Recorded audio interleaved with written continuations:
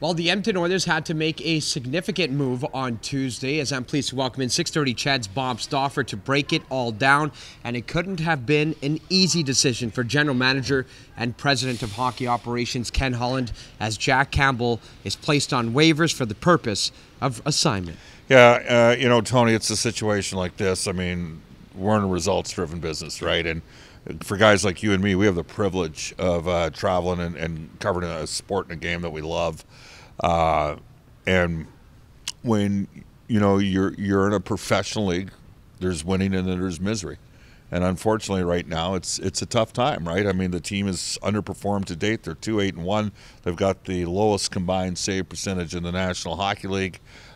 This is an opportunity for Jack Campbell to do a reset in the minors and maybe try to get his game back. They got a couple games in Abbotsford to do the Bakersfield Condors, and then a couple games in Calgary over the next 7-8 days.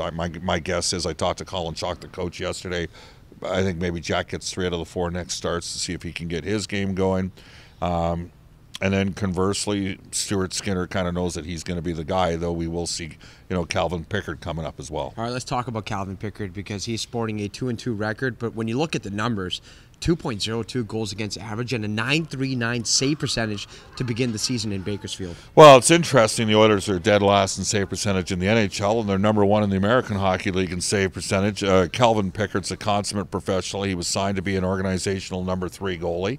To date, he has certainly stopped the puck.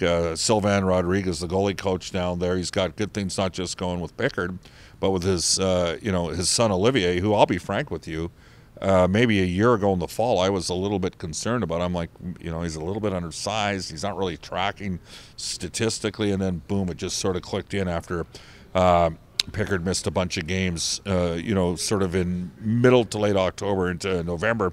A year ago, Bakersfield was going through a real tough challenge there. And, Pickard was unbelievable on home ice last year in Bakersfield.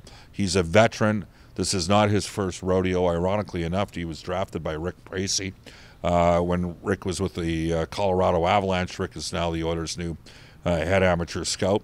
So they flipped the goalies. Could we see Pickard play one of the next 2 games? Yeah, it's not out of the realm of possibility that's the case.